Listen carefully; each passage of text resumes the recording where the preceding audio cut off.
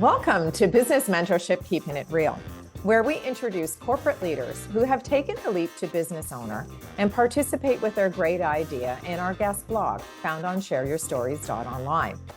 Our guest joins us today from Los Angeles, California. Shelley Goldstein is the founder of Remarkable Speaking. She is a sought-after speaker, coach, corporate trainer, and now author, working with clients to develop skills for effective communication and leadership influence. Her brand phrase, from monologue to dialogue.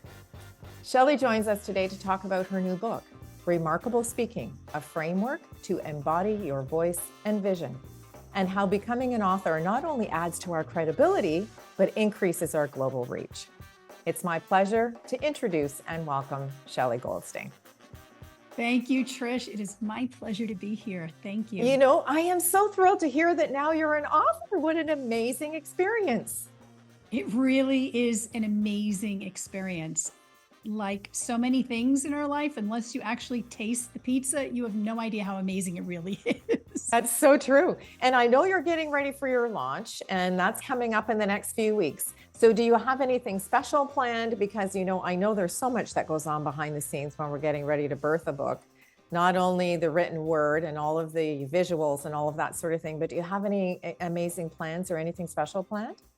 Oh, absolutely. And the most exciting thing and on brand is the audio version and the videos that I am currently recording to supplement the book.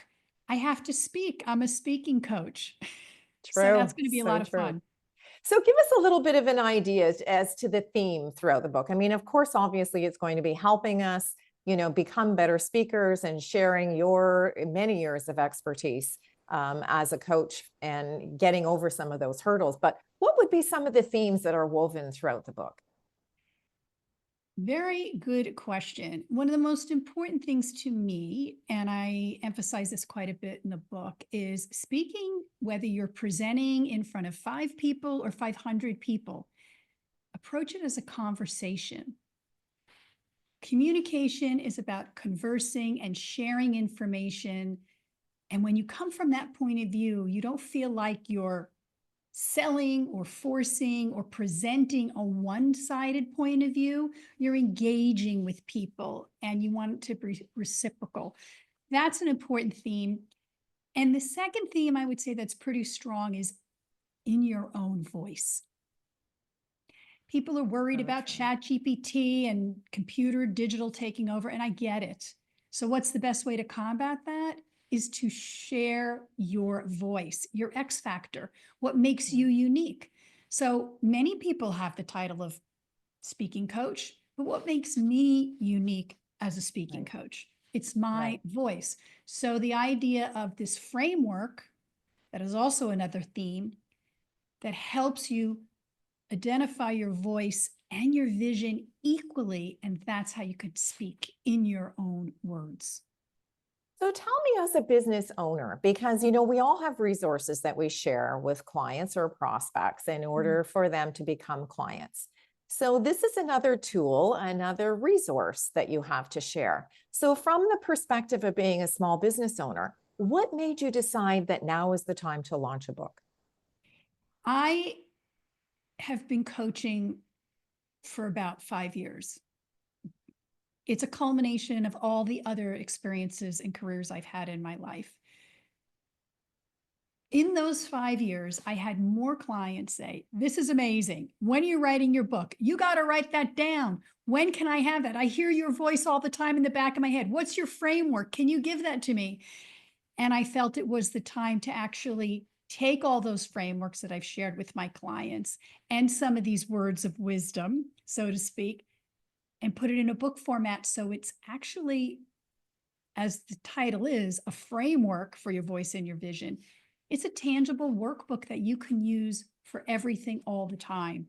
And now I not only can share it with my clients, but anybody who gets the book can have that same experience with the framework, a tool. You know, you mentioned something really important, and that was that the book is evergreen. Because I think sometimes when we're putting pen to paper, we think of the current situation, the current time frame. And we forget that, 5 years down the road or 6 months down the road or 10 years down the road, you want what you're sharing to be just as relevant. Was that part of the theme in your mind when you were writing it? Because I mean, clearly coaching people for 5 years, but you've been speaking for a lot longer than that. Absolutely. And yes, I mean, we show up every day talking, whether it's a response to an email, a conversation with a partner or a family member, or you're presenting to colleagues or perhaps the board of directors in your organization. Right. And the whole idea of embodying speaking, as you said, we do it every day, but how can we do it every day in a way that we're continually growing and feeling good about it? So the idea of having that framework to tap into, and it's not, yes, it's 6 months, it's 6 weeks, it's 6 hours. Think of every call you have to make, every Zoom presentation or meeting you attend or webinar. It's constantly all day. And the framework allows you to practice that in work and outside of work in your personal life to build that strong muscle of confidence over and over and over again. So you're really putting it into effect for the long term. Right. Now, you also mentioned that, most of us have books. I mean, anyone who has an author has the physical work or the PDF version or digital version, but you mentioned an audio version. Now, are you doing an audio version with your own voice, or have you hired someone to be the voice of your book? I am the voice. It's my voice. It's my words. And that's what you're going to hear. And I'm going to tell you something very interesting. I emphasize in the book not to memorize a script, to speak in your own words. How can I read the book? I will be defying everything I stand for. So I'm true. actually paraphrasing the book in videos so that it'll be small segments that you can use as sort of tips and tricks or pick up ideas all along the way. So it'll sort of, back to what I said earlier, it'll be an engaging sharing of information. You'll see me and hear me speaking in my voice. That's a wonderful tip because, sometimes we think if our book is going to go to the audio version, we don't want to hear our own voice. We want to hire, a professional a person, right? Because there's all kinds of amazing voices out there.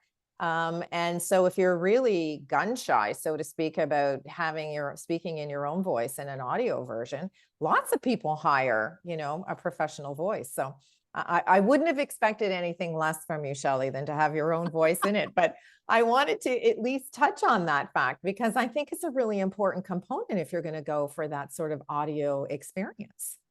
Well, it also goes to another concept that I talk about in the book. It's recording video messages. It's responding to people in a way, use our voice. And the more comfortable we get using our voice, the more comfortable we are in speaking in general. What's there not to like? Reading a book is a whole different art form in my point of view. And yes, it is important to hire professionals that could speak it in a way that's an engaging story. Right. That's very different than speaking, oh, hey, Trish, I want to get back to you on that meeting we just had, and getting the words out the way I want to say them and showing up in somebody's inbox in a video. The more comfortable we get speaking overall, those videos are no big deal. They're part of it, or even an audio drop. They're part of engaging on a deeper level because our lives are filled with text lines over and over and over again. You want to stand out and you want to speak up and feel good about it. And there's no reason why you shouldn't. No, that's very true. Now, I know that you're a huge cheerleader. You and I have had conversations off camera about being cheerleaders for other people. And clearly you do that in helping people get comfortable with their speaking voice. But let's talk a little bit about that whole cheerleading component, because, whether we're a role model or a formal mentor, or whether we see something in someone and we decide, I'm going to, introduce Shelley to Susan because I think that they would make a great connection. That's all part and parcel of creating this sort of symbiotic reciprocity that we have in business. So tell me a little bit about your role as a cheerleader. It's helping those who don't feel good about their voices, as you're saying, or the unspoken, have a voice and realize that our life's experiences are rich with stories, rich with anecdotes, and it's worthy of sharing.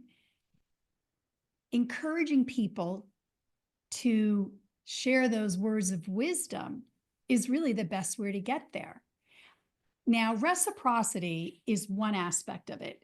It's giving something. I'm giving you some information. I want to share with you my free workbook that comes with my book, or you invited me to this podcast. That's a sharing of ideas, which is a win for win. It's less than a one-way conversation. Another way to do that is something that I talk about, which is I am statements.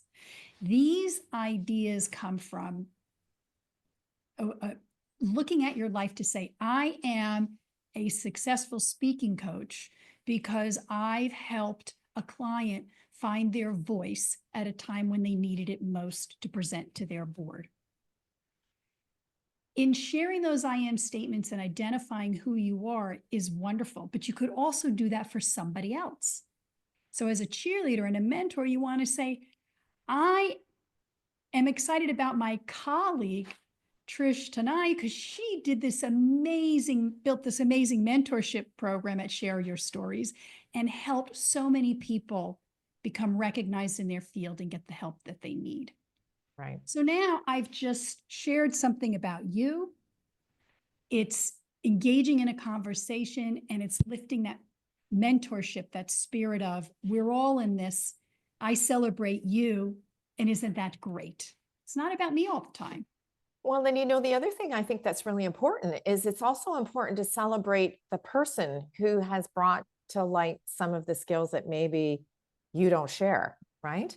So the reciprocity piece is, not only are you, you're shining a light on an individual and their accomplishments, but it's really nice to have that person return the favor and say, wow, Shelley is this remarkable coach, and I'm going to introduce her to 4 or 5 people in the network because I know she can help them.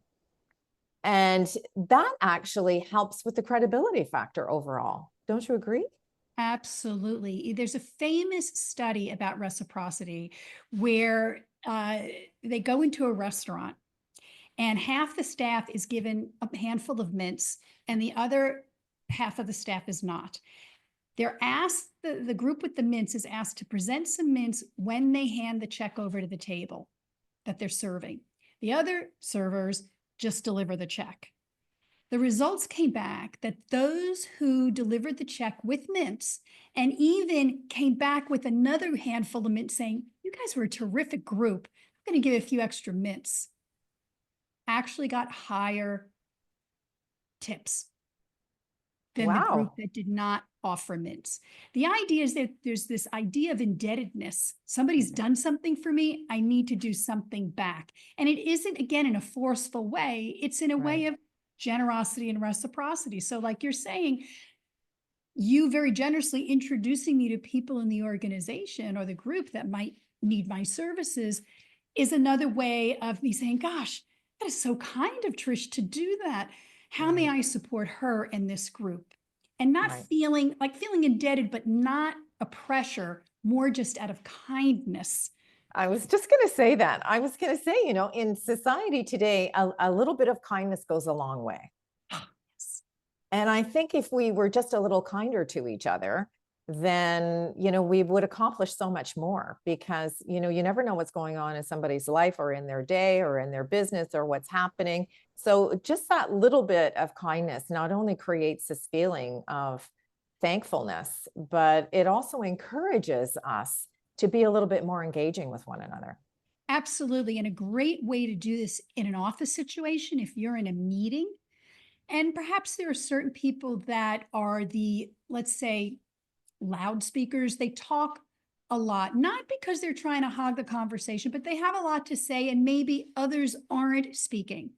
That is a great opportunity to open the floor to the people that are not speaking, saying, hey, Josephine, I'd love to hear your point of view on this, or I know you did something remarkable last week with that project. Would you care to share that with the group? We'd love to learn from it. Open the floor of discussion in a meeting and throw the conversation. I call it the handoff. Hand it off to somebody else in the group and invite them into the dialogue.